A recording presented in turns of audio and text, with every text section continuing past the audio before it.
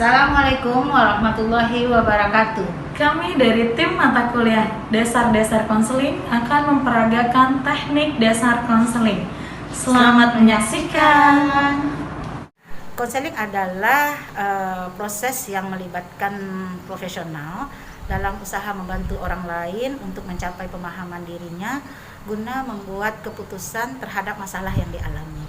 Nah, berbagai macam teknik konseling yang harus kita pahami. Yang pertama, attending. Attending adalah pemberian pemerhatian fisik kepada klien atau orang lain. Attending juga merupakan mendengarkan dengan menggunakan seluruh tubuh kita. Kemudian attending merupakan komunikasi nonverbal yang menunjukkan bahwa kita memberikan perhatian secara penuh kepada klien kita yang sedang berbicara. Oke, keterampilan attending ini nanti akan meliputi postur tubuh, gerakan tubuh, kontak mata dengan lingkungan yang nyaman. Assalamualaikum. Waalaikumsalam, Desi ya. Ya, ini ya sih. Silakan dulu sih.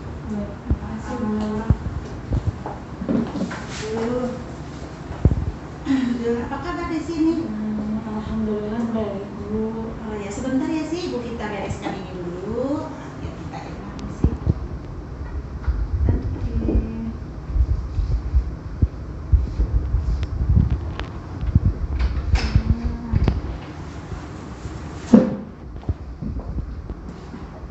Kelihatannya agak sedih sekarang, kenapa sih? Ada yang bisa diceritakan dulu? Bu, sebenarnya memang saya lagi ada masalah.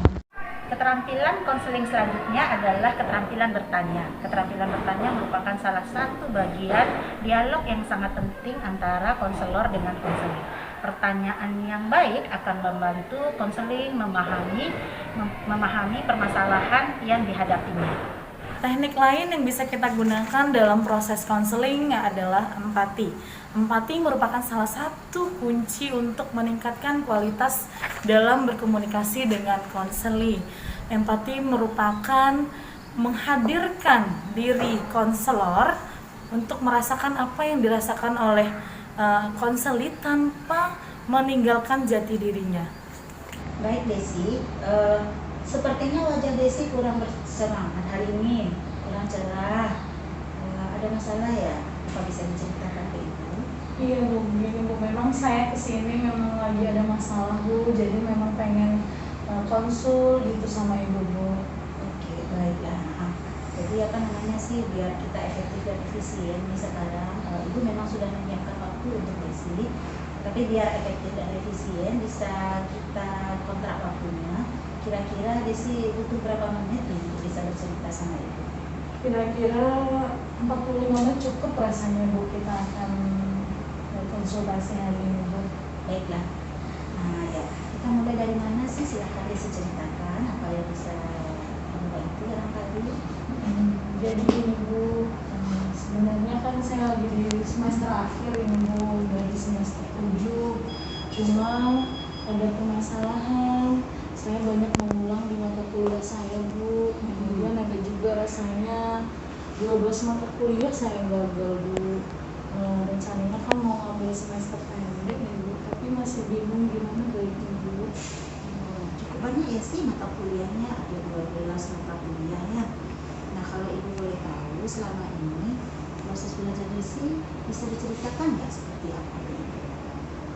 Jadi memang rasanya penyesalan itu datangnya terakhir ya Bu. Saya memang lagi banyak masalah, saya memang lebih abai dalam pembelajaran rasanya. Semester sebelumnya saya lebih banyak main, tugas tidak saya kerjakan.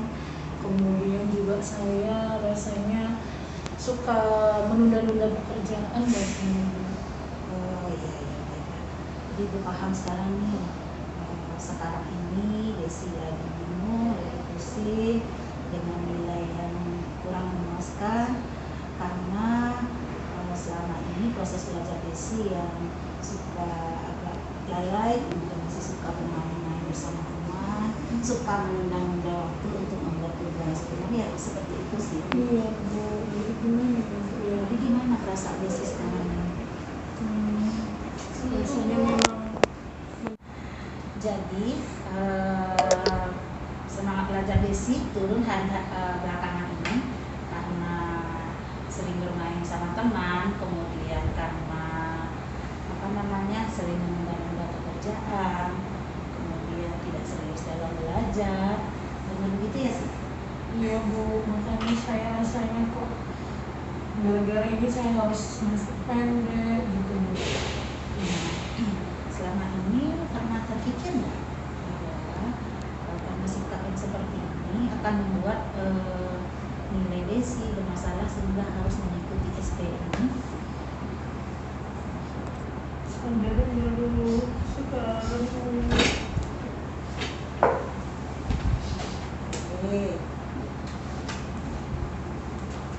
apa ya, saya paham nih ya dengan perasaan Ananda, pasti sedih Ananda, sedihnya Desi dirasakan. Nah sekarang tentu kita harus melihat bagaimana kita menyelesaikan masalah ini. Kira-kira menurut Desi apa yang bisa kita lakukan? Rasanya memang ini adalah tanggung jawab saya Bu. Saya memang rasanya sudah salah selama ini. Saya memang harus bertanggung jawab terhadap memang yang sudah saya kerjakan. Berarti saya memang harus mengulang mata kuliah. Saya harus mengambil semester pendek lagi untuk memperbaiki semua nilai saya yang bermasalah gitu. Iya, jadi memang harus seperti itu ya sih. Keterampilan selanjutnya dalam konseling adalah keterampilan berkonfrontasi. Dalam berkomunikasi dengan konseling seringkali diperoleh isi pembicaraan pesan kita tersebut yang bertentangan. Seorang konselor harus mampu mengkomunikasikan pesan ganda atau pesan yang bertentangan tersebut kepada konseli dengan cara yang dapat diterima oleh konseli.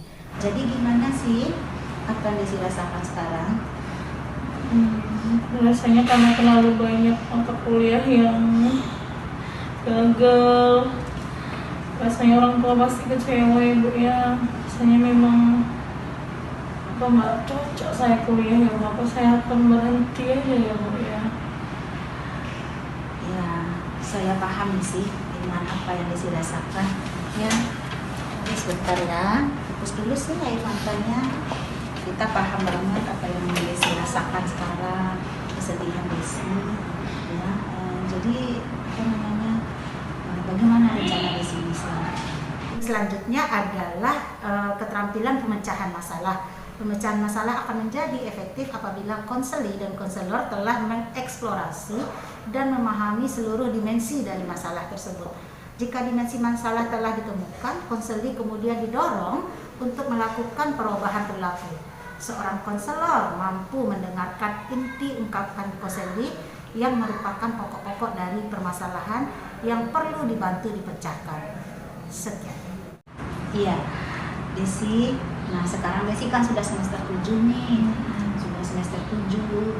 Ingat kan bagaimana Desi sulitnya masuk ke sini, dan berapa waktu, tugas, biaya yang sudah Desi habiskan di kampus kita ini. Tentunya Desi bisa bayangkan orang tua Desi pasti ingin anak gadisnya memakai toga, pakai baju hitamnya untuk bisa diwisuda. Setiap orang itu pernah berbuat kesalahan, pernah berbuat kesalahan sehingga Keterampilan lain yang bisa kita aplikasikan dalam teknik konseling ini adalah keterampilan merangkum. Keterampilan merangkum merupakan bagian dari keterampilan mendengarkan secara aktif terhadap apa yang menjadi inti pembicaraan dari konseling. Keterampilan ini berguna juga untuk konselor dalam membantu konseling mengidentifikasi masalah sehingga bisa juga si konselor menyisipkan kesadaran baru terhadap konseli terhadap masalah yang dihadapinya. Ya sih, baik sih kita simpulkan ya sih ya. Jadi sekarang Ibu akan simpulkan permasalahan Desi. Yang pertama adalah merasa tidak sanggup menyelesaikan perkuliahan karena banyak mata kuliah yang gagal dan harus banyak mengikuti SP. Yang kedua, Desi memilih mundur libur dari perkuliahan ini, sementara Desi ingin membahagiakan orang tua Desi dengan mempersembahkan toga wisudanya. Benar begitu sih? Iya Bu. Ya, baiklah.